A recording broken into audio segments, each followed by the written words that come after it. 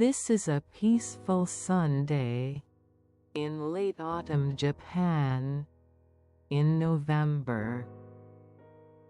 Hana has just finished her 7-year-old Shichi-Go-San celebration at the shrine today. The kimono is woven from silk, a vivid red color.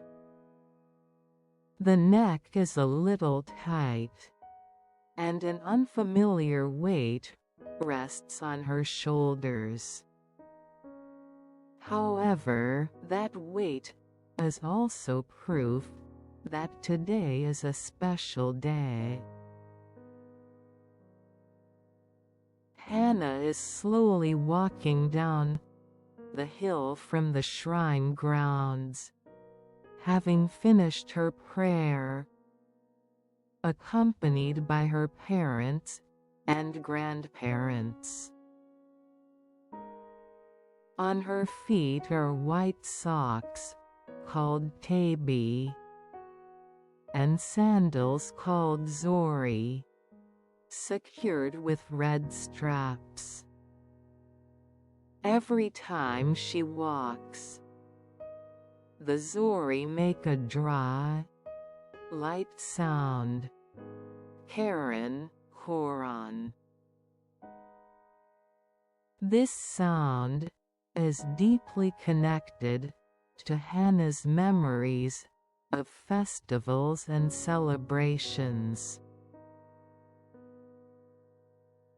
Around them, the lively voices of other families and children's laughter can still be heard. However, those sounds are moving farther away, gradually melting into the quiet air of autumn. Her father gently took Hana's hand. Hana, you must be tired, right? You did so well in that unfamiliar kimono. We'll be at Grandma's house soon. Hana looked up slightly and replied, I'm okay. But listen, Papa. Listen to the sound of these sandals. Karen, koran. It feels like I'm a princess. It's kind of fun. Her mother smiled, touching Hana's hair. Hee, that's true. But you will be freed from the kimono soon. Grandma must be waiting to bring out your favorite Chitose Ame. Chitose Ame. At that word, Hana felt her steps become slightly lighter. Hana's awareness focused on the sense of smell. Around the shrine, the air was mixed with the faint smell of bonfire smoke and the savory scent of incense. Added to that was the damp smell of fallen leaves, carried by the cold autumn wind.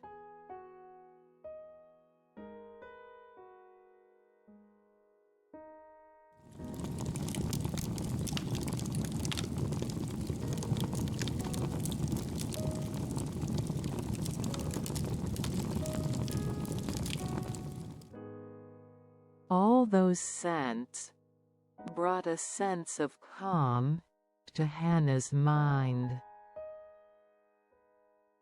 The road changed from asphalt to a path of rounded stones, called tamajali, shrine gravel, leading to her grandparents' house. Walking on the tamajali with the zori, the sound changed from Karen, Koran, to a fine, comfortable friction sound. Jari, jari, sorry, sorry.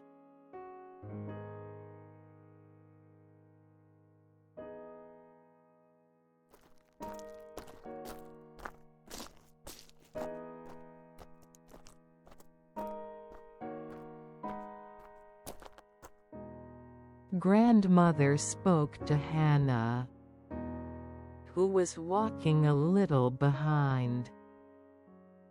Hannah-chan, you're 7 now, aren't you? That makes you a proper, big young lady. But no matter how old you get, you'll always be my sweet Hannah-chan. Grandfather lightly tapped his cane on the ground and said, "That's right. Today, you received the most splendid blessing in this whole town. We asked the gods that Hannah will live healthily, long, and happily from now on." Listening to her grandfather's words, Hannah gazed at the bag of Chitose Ame she was carefully holding. Inside the bag were long, red and white candies. The reason Chitose Ame is made long and thin is because, as her grandfather said, it holds the wish for longevity. Grandmother gently stroked Hannah's head. "Come now, we've arrived, Hannah-chan. You'll soon be free from that kimono and can finally relax." In front of her, her grandparents' wooden house came into view, old yet meticulously cared for. Around the house, the colored leaves of the persimmon tree were quietly scattered on the ground. When the sliding front door opened, the air changed completely from the cold outside. A warm, dry, and nostalgic air enveloped Hannah.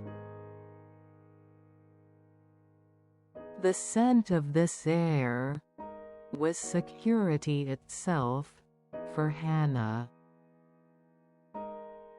It was a unique aroma, mixing the gentle scent of miso soup her grandmother makes with the faint smell of the earthen walls from the old wooden pillars.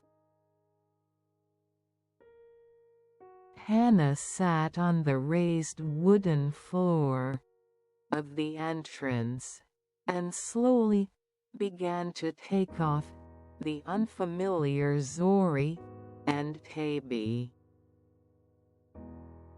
At that moment, the friction sound of the silk kimono was faintly heard Shuru, shuru.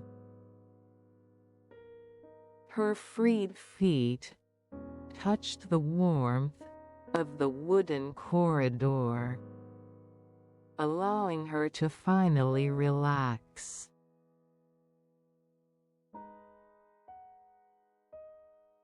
Hana walked along the corridor, leading to the living room, making a pita, pita sound with her bare feet. That sound was different from the stone pavement outside, or the shrine gravel, and it was the most relaxing sound of all. In the living room, her parents and grandfather were already sitting, quietly drinking tea. The kotatsu, heated table, had already been set up in the center of the room. Hana, you must be tired. Come on. Get into the kotatsu quickly and warm up. Her father called to Hana. Hana quickly took off her kimono and changed into her everyday dress. She felt her body lighten, released from the weight of the kimono. Then she lifted the kotatsu blanket and slowly stepped her feet inside. The heat inside the kotatsu gradually spread, starting from her toes and moving to her entire body. Imagine that heat riding the blood flow, slowly carrying a sense of security to your calves, thighs, and core. Grandmother returned to the living room.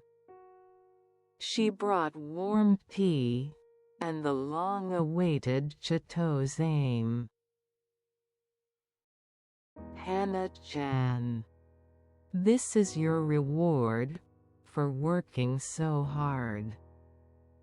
Here, open this bag. Hana gently opened the long, thin bag containing the red and white Chitose Ame that she had held so carefully.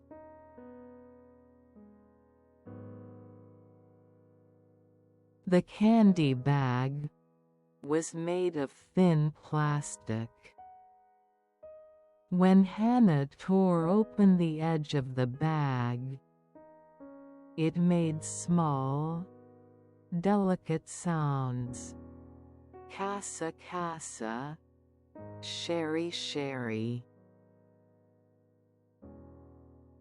Hana first took out the white candy. It was glossy and sparkled in the sunlight. The candy stick was long, about the length of Hana's arm. Grandmother sat next to Hana and spoke to her gently. Hana-chan, do you know why this candy is made so long and thin? Hana looked at the candy and shook her head. No, but it's hard to hold. Hee. This, you see, has the wish to live for Chitose 1,000 years embedded in it. Thin, long, and unbroken. That is the wish from our whole family, that Hannah's life will be long, thin, happy, and healthy. Grandfather added, sipping his tea. That's right. And you shouldn't break it. Eating it all the way to the end, unbroken, is the best luck. Hannah cautiously put the end of the Chitose Ame gently into her mouth. Click. First, a tiny, hard sound of biting the candy echoed deep in Hannah's ear. Then a simple, gentle, mellow sweetness spread inside her mouth. It was a pure sweetness, made only from sugar and starch syrup, without any impurities. Feel this sweetness dissolving the tension and fatigue of Hannah's day in an instant. Grandmother placed a warm cushion, sabaton, on the kotatsu for Hannah. Come, lean your back against the cushion and eat slowly. There's no need to rush anything today. Hannah rested her back against the cushion. She felt her back sink in, her weight disperse, and the tension drain from her whole body. In front of her, she could see the Ngawa, the veranda-like wooden space protruding from the main room of the traditional Japanese house.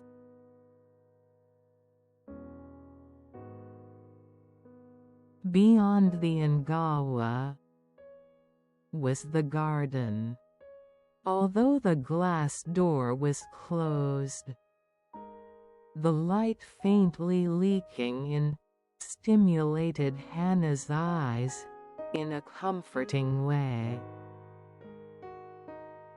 Most of the leaves on the garden trees had already fallen, and the few remaining leaves could be seen dancing and falling hira, hira in the wind. This quiet scene silenced everything in Hannah's heart. Her mother and father were speaking softly with her grandparents about the Shichi-Go-San visit and Hannah's future growth. There is no need to understand the content of the conversation. It reaches Hannah's ears simply as a warm mass of sound. This sound mass is like a wall for the safe space enveloping Hannah. Hannah continued to slowly lick the Chitose Ame. The candy surface melted, and she felt a rough, granular texture on her tongue. The process of that rough feeling turning into gentle sweetness. Her body was warmed, both internally and externally, and her consciousness drifted within the gentle sensation of the sweet Chitose Ame. Hana had finished about half of the white Chitose Ame. She carefully put the remaining half back into the plastic bag. A lingering, gentle sweetness still remained in Hana's mouth. Feel that sweetness wrapping your entire head in a sensation as soft and light as cotton candy. Inside the kotatsu is a place so warm, it makes you forget the coldness of late autumn outside. Hana's consciousness is focused on the weight and softness of the kotatsu blanket. This weight gently presses down on Hana's legs and waist, giving her a sense of stability, as if her feet are firmly planted on the ground. The slight, floating anxieties in your heart are also firmly embraced by the weight and warmth of this kotatsu. The conversation between her grandparents and parents has become even smaller, mostly "Hi-so, hi-so," a whispered tone. This is the family's silent consideration, valuing Hana's presence and not wishing to disturb her sleep. Hana shifted slightly sideways inside the kotatsu. From the depth of the kotatsu blanket, the smell of the old wooden pillars and the scent of the cotton futon, deeply soaked in sunlight, tickle Hana's nostrils. That is the scent of home, where Hana feels the most peace.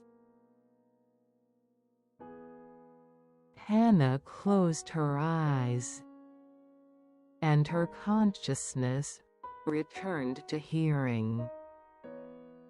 What can be heard is the stable, small sound of heat coming from the kotatsu heat source, shoo, shoo, and the regular ticking of the wall clock in the corner of the room, kachi, kachi.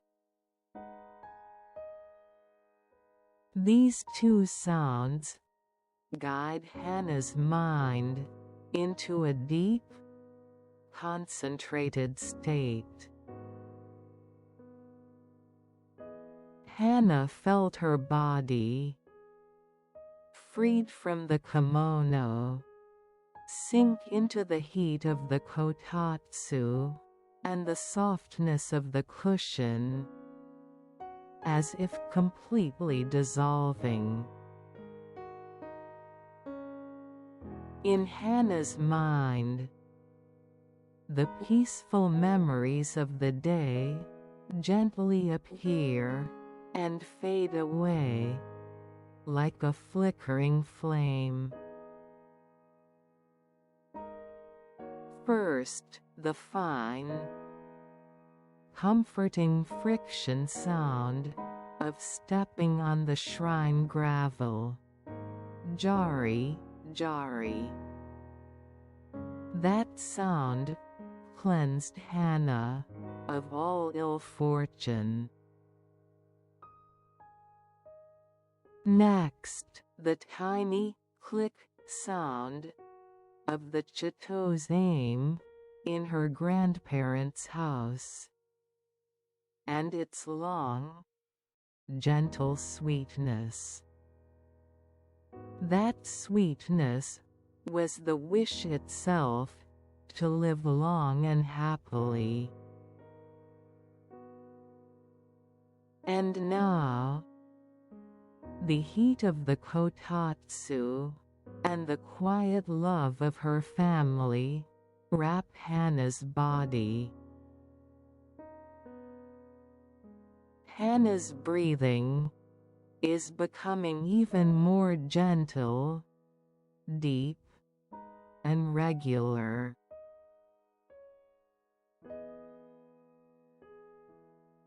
The inhale is deep, all the way to the bottom of your abdomen.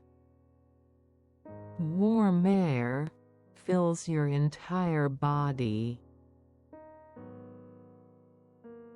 The exhale is slow and long. Gently let go of the remaining slight fatigue, and even the lingering traces of today's happy memories. You are now in this peaceful night of Shichi-Go-San. You are wrapped in the warm cocoon of the kotatsu, completely protected from the outside world. The quiet presence of your surrounding family is an unwavering sense of security for you. There is nothing left to think about. Your body is completely relaxed by the warmth of the kotatsu, and all tension has drained even to your fingertips and toes. This monotonous sound alone is the sound of time itself, guiding you into a deep, deep sleep. You no longer need to go anywhere. Simply let yourself sink into a deep, deep, peaceful slumber in this warm, quiet place.